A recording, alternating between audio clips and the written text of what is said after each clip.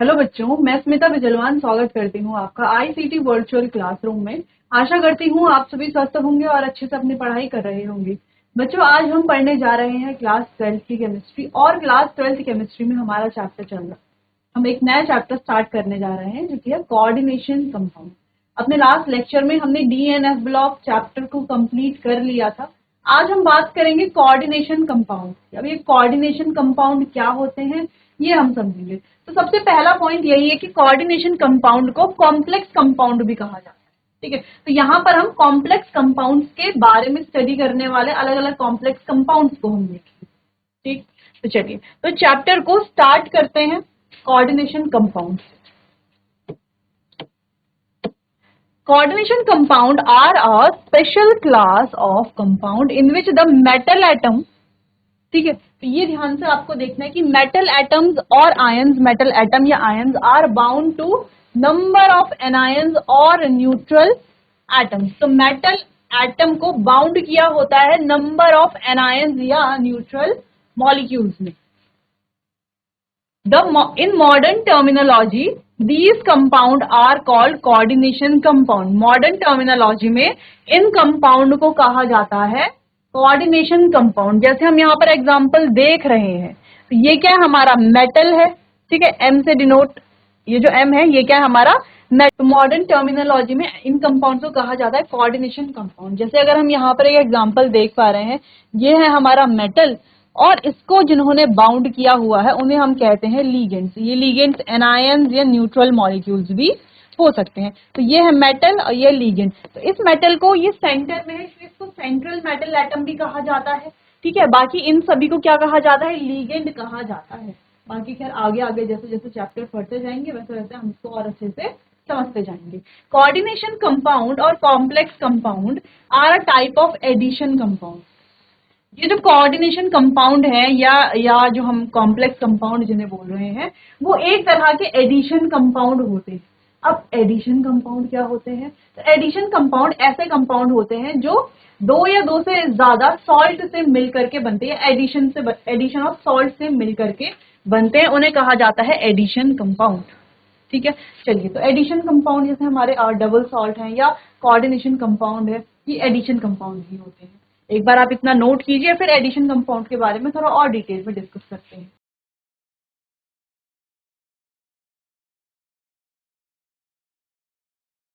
चलिए तो addition compound हम किन्हें बोल रहे हैं।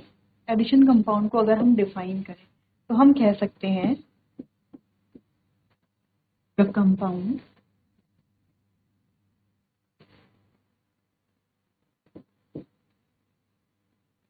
which are formed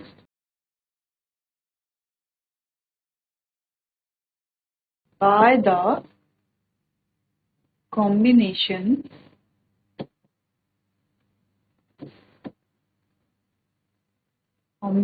of two or more salts या molecule are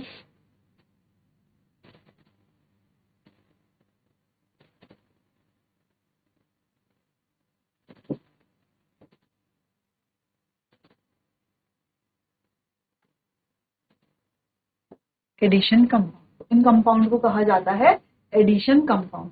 जो दो या दो से ज्यादा सॉल्ट या मॉलिक्यूल से के कॉम्बिनेशन से बनते हैं उन्हें कहा जाता है एडिशन कंपाउंड। अब एडिशन कंपाउंड को थोड़ा और डिटेल में डिस्कस करते हैं। ये एडिशन कंपाउंड दो तरह के होते हैं, डबल सॉल्ट और कोऑर्डिनेशन कंपाउंड। ठीक है, चलिए यहां पर बात करते हैं on the basis of nature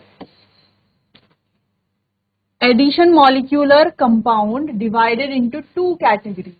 तो नेचर के आधार पर ये इन्हें दो कैटेगरी में डिवाइड किया जाता है, दो कैटेगरी में डिवाइडेड होते हैं। ये दो कैटेगरीज कौन सी, पहला है डबल सॉल्ट और दूसरा है कोऑर्डिनेशन कॉम्प्लेक्स या कंपाउंड। कोऑर्डिनेशन कॉम्प्लेक्स बोल लो या कंपाउंड बोल लो। तो एक होते हैं हमारे डबल सॉल्ट और एक होते हैं कोऑर्डिनेशन कंपाउंड। अब दोनों में क्या डिफरेंस है इसके बारे में बात करते हैं। तो डबल सॉल्ट क्या होते हैं, these exist only in solid state and dissociate into constituent species in their solution. तो ये सॉलिड स्टेट में एग्जिस्ट करते हैं और डिसोसिएट होते हैं कॉन्स्टिट्यूएंट स्पीसीज में, ठीक है। जबकि यहाँ पर अगर हम देखें, they retain their identity in solid as well as in solution state. तो ये अपनी आइडेंटिटी रिटेन करके रखते हैं, जबकि ये अपनी आइडेंटिटी लूज कर देते हैं। सिंपल सा मीनिंग यही है। अगला है they lose their identity in dissolved state. तो यहाँ पर ये अपनी आइडेंटिटी को लूज कर देते हैं। They do not lose their identity in dissolved state, जबकि कोऑर्डिनेशन कंपाउंड डिसॉल्व्ड स्टेट में अपनी आइडेंटिटी को लूज नहीं करते। नेक्स्ट प्रॉपर्टी है their properties are essentially the same as those of constituent species. तो इनकी जो प्रॉपर्टीज है इनकी कॉन्स्टिट्यूएंट स्पीसीज से बिल्कुल मैच करती है, वैसी होती है, सेम एज इट इज। जबकि यहाँ पर their properties are different from those of their constituent. तो इनकी प्रॉपर्टी यानी कि कोऑर्डिनेशन कंपाउंड की प्रॉपर्टी इनके जो कॉन्स्टिट्यूएंट्स होते हैं उनसे डिफरेंट होती है। जैसे अगर हम बात करें K4FeCN6 does not show the test of Fe+2 and Cn negative ions, ठीक है। अगला है in double salt the metal atom ion exhibit normal valency. ये क्या करते हैं, नॉर्मल वैलेंसी एग्जिबिट करते हैं। जबकि coordination compound the number negative ions और molecule surrounding the central metal atom is beyond its normal valency. यहाँ पर क्या होता है, बियॉन्ड इट्स नॉर्मल वैलेंसी। दूसरी चीज हम ये कह सकते हैं यहाँ पर बच्चों की ये अपनी आइडेंटिटी को लूज कर देते हैं, ये अपनी आइडेंटिटी लूज नहीं करते। तो हम ये कह सकते हैं कि ये हमेशा क्या देंगे, पॉजिटिव टेस्ट देंगे। जबकि कोऑर्डिनेशन कंपाउंड हमेशा पॉजिटिव टेस्ट नहीं देते हैं, कभी कभी देंगे पॉजिटिव टेस्ट। क्लियर। चलिए, तो यहाँ पर मोर सॉल्ट एक एग्जांपल भी है हमारे पास। तो ये आप डबल सॉल्ट का एक एग्जांपल है, नोट कर सकते हैं। FeSO4.NH4 2SO4.6H2।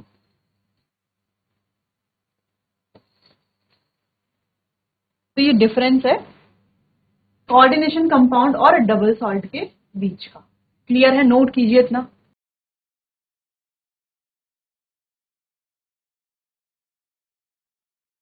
चलिए, तो यहाँ पर हमें डिफरेंस समझ में आ गया डबल सॉल्ट और कोऑर्डिनेशन कंपाउंड के बीच का। एक क्विक रिकैप करते हैं। तो जैसे कि हमने देखा कि जो हमारे एडिशन कंपाउंड है ये दो तरह के होते हैं, डबल सॉल्ट और कोऑर्डिनेशन कंपाउंड। अगर हम बात करते हैं डबल सॉल्ट की, ठीक है, अगर हम डबल सॉल्ट की बात करते हैं तो डबल सॉल्ट यानी कि जिनको जब हम वाटर में डिसॉल्व करते हैं तो ये अपने रिस्पेक्टिव आयंस में क्या होते हैं, ब्रेक होते हैं। इसके बाद डिसोसिएट होते हैं, डिसोसिएट हम कह सकते हैं। तो जब हम इनको वाटर में डिसॉल्व करते हैं डबल सॉल्ट को, तो ये अपने रिस्पेक्टिव आयंस में डिसोसिएट होते हैं, जिस वजह से ये अपनी आइडेंटिटी को लूज कर देते हैं जब इन्हें वाटर में डिसॉल्व किया जाता है, जिससे कि जितने भी इनके आयंस हैं ये पॉजिटिव टेस्ट शो करते हैं। वहीं जब हम कोऑर्डिनेशन कंपाउंड की बात करते हैं, जैसे कि हम डबल सॉल्ट कोऑर्डिनेशन कंपाउंड के बीच में डिफरेंस के बारे में बात कर रहे थे, तो एक क्विक रिकैप देख लेते हैं। तो हमने बात की सबसे पहले एडिशन कंपाउंड की। ये जो एडिशन कंपाउंड है ये कॉम्बिनेशन ऑफ सॉल्ट मॉलिक्यूल से बनते हैं, ठीक है, इसीलिए इन्हें एडिशन कंपाउंड भी कहा जाता है। अब ये जो एडिशन कंपाउंड है ये दो तरह के होते हैं, डबल सॉल्ट और कोऑर्डिनेशन कंपाउंड। अब ये जो डबल सॉल्ट होते हैं, तो ये डबल सॉल्ट कैसे होते हैं, पानी में जब हम इनको वाटर में डिसॉल्व करते हैं तो ये अपने आयंस में डिसोसिएट हो जाते हैं, जिससे कि हम ये कह सकते हैं कि ये अपनी आइडेंटिटी को लूज कर देते हैं। Second point. थर्ड पॉइंट ये है कि आइडेंटिटी लूज करते हैं, ये हमेशा अपने आयंस का क्या देते हैं, पॉजिटिव टेस्ट ही देते हैं। जबकि जब हम कोऑर्डिनेशन कंपाउंड की बात करते हैं तो जब हम इन्हें वाटर में डिसॉल्व करते हैं तो ये अपने आयंस में डिसोसिएट नहीं होते हैं कंप्लीटली। दूसरी चीज ये है कि ये अपनी आइडेंटिटी को लूज नहीं करते हैं जब इन्हें डिसॉल्व किया जाता है। और तीसरा ये कि हमेशा पॉजिटिव टेस्ट ये नहीं देते हैं, ठीक है, कभी कभी देते हैं पॉजिटिव टेस्ट। ये हो गया डिफरेंस डबल सॉल्ट और कोऑर्डिनेशन कंपाउंड के बीच का। बाकी कुछ एग्जांपल तो है ही जैसे कि हमने यहाँ पर देख ली है। अब आगे बढ़ते हैं, कुछ और बात यहाँ पर, कुछ और एग्जांपल यहाँ पर देख लेते हैं। An aqueous solution of potash alum will give this test for K positive, Al3 positive and SO4 2 negative. तो इन तीनों के लिए टेस्ट दे रहा है, यानी कि ये किसका एग्जाम्पल होगा, डबल सॉल्ट का या कोऑर्डिनेशन कंपाउंड, तो ये आपको बताना है, ठीक है।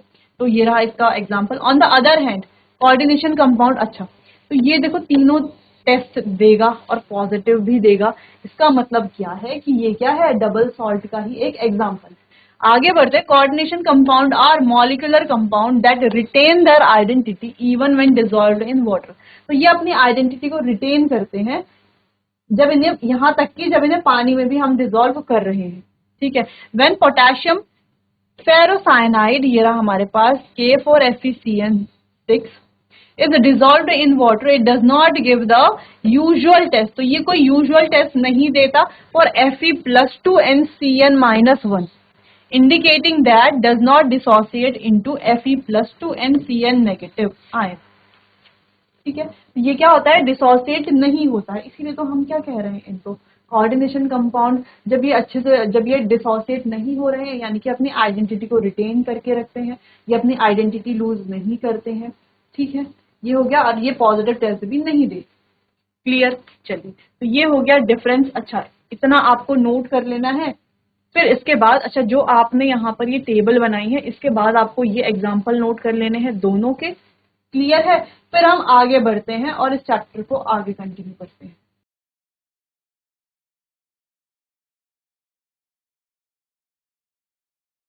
चलिए आगे बढ़ते हैं, बात करते हैं सेंट्रल मेटल एटम और आयन के।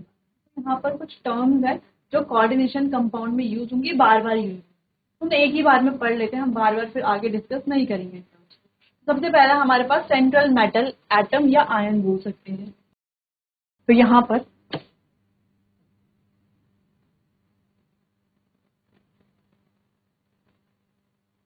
हम यहाँ पर लिख सकते हैं, in this the atom is bounded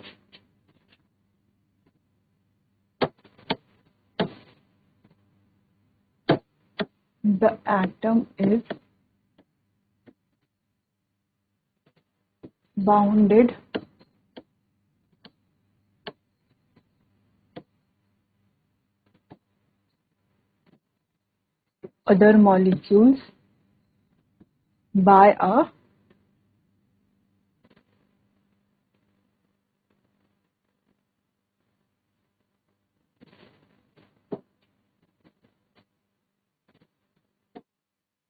atom which is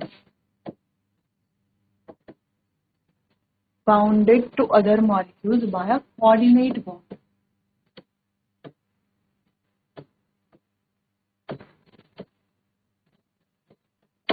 जैसे कि अगर हम यहाँ पर कुछ एग्जाम्पल की बात करें, एग्जाम्पल क्या होते हैं, जैसे देखो यहाँ पर ये है K4FeCN6।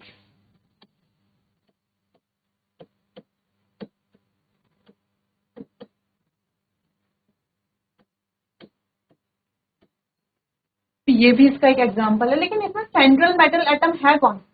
क्या आप आइडेंटिफाई कर सकते हो कि सेंट्रल मेटल एटम कौन सा है? क्या वो ये है, या ये है, या ये? कैसे पता चलेगा आपको कि सेंट्रल मेटल एटम कौन?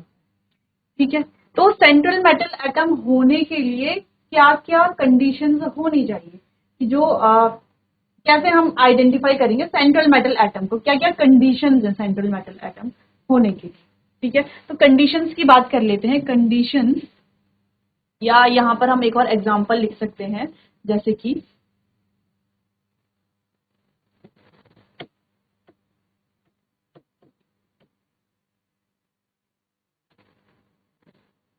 अब यहाँ पर कैसे आप आइडेंटिफाई करोगे कि सेंट्रल मेटल एटम कौन सा है,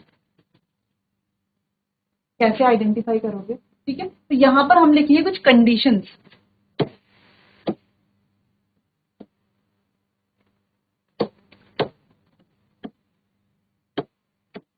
लिख लेते हैं conditions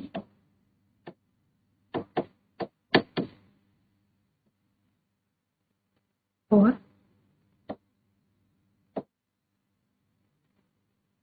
metal to be central metal atom. Central metal atom को हम शॉर्ट में CMA भी लिख सकते हैं, कहीं पर लिखा हो ऐसा तो आपको ध्यान रखना है कि ये सेंट्रल मेटल एटम लिखा गया है। ठीक है, तो क्या क्या कंडीशन होनी चाहिए? तो पहली कंडीशन है स्मॉलर इन साइज, एटम को कैसा होना चाहिए, स्मॉलर इन साइज, साइज में छोटा होना चाहिए एटम, ठीक है। दूसरा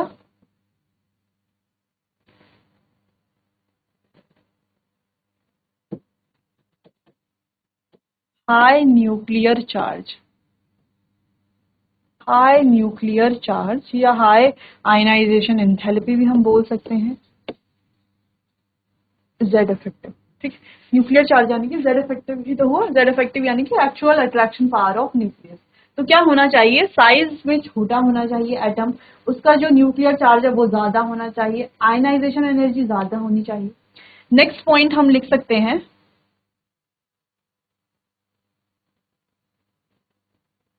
जो कि बहुत इंपॉर्टेंट है, वो है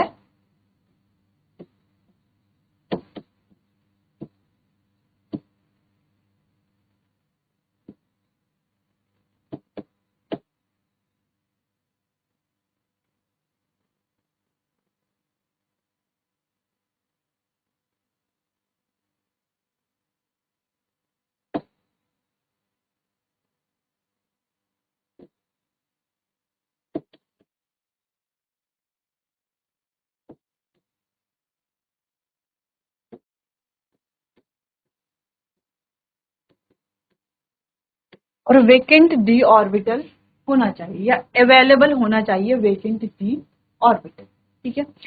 जैसे कि अगर हम बात करें एफई की, जैसे यहाँ पर एफई है,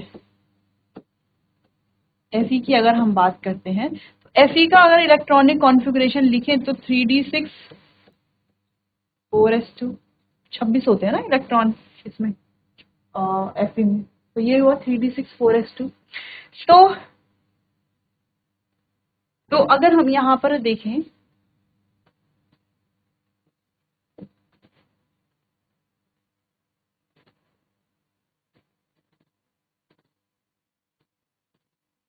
3d, ये है 4s, 3d में कितने हैं 6 इलेक्ट्रॉन, 1 2 3 4 5 और 6, और इसमें है 2 इलेक्ट्रॉन। तो ये तो फुल हो गया, वैकेंसी तो है नहीं यहाँ पर, लेकिन देखो हम यहाँ पर फोर्थ शेल में एंटर हो गए हैं 4s, तो 4s के बाद क्या आता है 4p,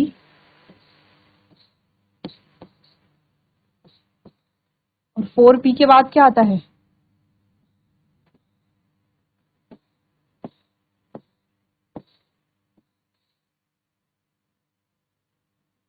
4d। तो 4p और 4d क्या यहाँ पर वेकेंट, यानी कि वेकेंसी है यहाँ पर। तो ये सारी जो प्रॉपर्टीज हमने अभी डिस्कस की, कौन सी प्रॉपर्टीज, ये जो प्रॉपर्टीज अभी हमने डिस्कस की, ये सारी प्रॉपर्टीज किसकी होती है, ये सारी प्रॉपर्टीज हमें देखने को मिलती है डी ब्लॉक एलिमेंट की, जिन्हें क्या कहा जाता है,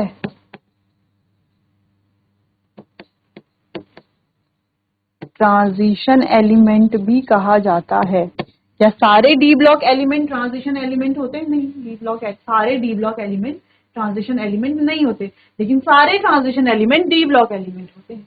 कौन कौन से ट्रांजिशन एलिमेंट, कौन कौन से डी ब्लॉक एलिमेंट ऐसे हैं जो ट्रांजिशन एलिमेंट नहीं होते, ये डीएनएफ ब्लॉक का क्वेश्चन है, वो है जिंक, कैडमियम और मर्करी। ये 3 ऐसे मेटल हैं, डी ब्लॉक के ऐसे एलिमेंट हैं जो ट्रांजिशन एलिमेंट नहीं है, ठीक है। क्योंकि ट्रांजिशन एलिमेंट होने के लिए क्या कंडीशन चाहिए कि जो डी सबशेल है वो इनकम्प्लीट होना चाहिए, इनकम्प्लीटली फिल्ड डी सबशेल होना चाहिए। जैसे कि हम यहाँ पर देख पा रहे हैं आयरन का, तो आयरन का जो डी सबशेल है वो इनकम्प्लीटली फिल्ड है, इस वजह से आयरन क्या है, ट्रांजिशन एलिमेंट है, ठीक है। वहीं अगर हम कॉपर की बात करें तो कॉपर का भी डी सबशेल क्या है, इनकम्प्लीटली फिल्ड है, नहीं, कॉपर का तो कम्प्लीटली फिल्ड है ना। लेकिन कॉपर भी ट्रांजिशन एलिमेंट है, क्यों, क्योंकि इसकी अलग अलग ऑक्सीडेशन स्टेट में इसका जो डी सबशेल है वो इनकम्प्लीटली फिल्ड है। तो या तो नॉर्मल ऐसे में या किसी भी ऑक्सीडेशन स्टेट में अगर इनकम्प्लीटली फिल्ड है तो भी वो क्या होगा, ट्रांजिशन एलिमेंट ही होगा। लेकिन केवल जिंक, कैडमियम और मर्क्यूरी की अगर हम बात करें तो वो ट्रांजिशन एलिमेंट नहीं होते। जैसे अगर हम जिंक की बात करें तो जिंक का जो सबशेल है वो फुली फिल्ड होता है, जैसे कॉपर का होता है, लेकिन कॉपर +2 ऑक्सीडेशन स्टेट में क्या हो जाता है, इनकम्प्लीटली फिल्ड हो जाता है। जबकि जिंक +2 ऑक्सीडेशन स्टेट में भी इनकम्प्लीटली फिल्ड नहीं होता, क्या होता है, कंप्लीटली फिल्ड ही होता है। इनकम्प्लीटली फिल्ड वो +2 ऑक्सीडेशन स्टेट में भी नहीं होता। तो क्या कोई और ऑक्सीडेशन स्टेट भी होती है? नहीं, क्योंकि जिंक केवल और केवल +2 ऑक्सीडेशन स्टेट शो करता है, जिस वजह से वो ट्रांजिशन एलिमेंट नहीं कहलाया जाता। उसे हम क्या कहते हैं, उसे हम केवल डी ब्लॉक एलिमेंट कहेंगे, ट्रांजिशन एलिमेंट नहीं कहेंगे, ड्यू टू फुली सबशेल। ठीक है, क्योंकि उसके पास क्या होती है, फुली डी सबशेल होती है, फुली फिल्ड डी सबशेल होती है। क्लियर है? चलिए, तो यहां पर अगर हम इसका स्ट्रक्चर बनाए तो कैसे बनेगा, तो पता चल गया ना हमारे पास कि जो सेंट्रल मेटल एटम है तो वो कौन होगा। तो यहां पर अगर हम देखें तो Fe होगा सेंट्रल मेटल एटम, और यहां पर होगा कॉपर सेंट्रल मेटल एटम। बाकी तो यहाँ पे कोई मेटल है भी नहीं। ठीक है, क्लियर है? चलो, तो यहाँ पर देखो, यहाँ पर पोटेशियम है, लेकिन पोटेशियम कैसा है, पोटेशियम एस ब्लॉक का एलिमेंट है। ठीक, चलो, तो यहाँ पर अगर हम इसका स्ट्रक्चर बनाते तो कैसा देखने को मिलेगा हमें, ये रहा कॉपर। अब क्या होगा, यहाँ पर ये तीनों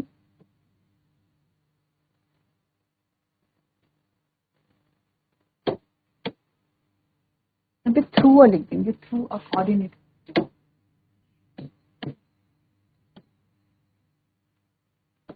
ठीक है, तो यहाँ पर अगर हम ध्यान से देखें तो क्या है, ये जो 4 NH3 है ये किससे जुड़े हुए हैं, ये जुड़े हुए हैं कॉपर से, जो कि हमारा क्या कह सकते हैं, हम सेंट्रल मेटल एटम कह सकते हैं। सेंट्रल मेटल एटम से कैसे जुड़े हुए हैं, थ्रू अ कोऑर्डिनेट बॉन्ड, एक कोऑर्डिनेट बॉन्ड से जुड़े हुए हैं। तो ये जो बीच में जो कॉपर है, ऐसे शो कर लेंगे हम, ये जो कॉपर है ये क्या हमारा सेंट्रल मेटल एटम है, और ये जिस बॉन्ड से ये जो लीगेंड है ये अटैच्ड है किसमें, हमारे सेंट्रल मेटल एटम में, इसे कहा जाएगा, ये क्या है, कोऑर्डिनेट बॉन्ड। अच्छा, कोऑर्डिनेट बॉन्ड की अगर हम बात करें एरो की, तो एरो का जो हेड है वो किसकी तरफ है, कॉपर की तरफ, और टेल जो है वो किसकी तरफ है, अगर हम देख पा रहे हैं तो इन बाहर वाले मॉलिक्यूल्स की तरफ। ऐसा क्यों है, यानी कि ये क्या कर रहे हैं, इलेक्ट्रॉन दे रहे हैं, और ये क्या कर रहा है, इलेक्ट्रॉन एक्सेप्ट कर रहा है। इलेक्ट्रॉन एक्सेप्टर को क्या कहा जाता है, ल्यूइस एसिड। तो हम इसको ल्यूइस एसिड कह सकते हैं क्या, हाँ बिल्कुल। ठीक है, तो यहाँ पर कुछ पॉइंट है सेंट्रल मेटल एटम से रिलेटेड जो हमने यहाँ पर लिखे हुए हैं, लगभग सारे पॉइंट हमने कवर कर दिए हैं, ये आपको नोट कर लेना है।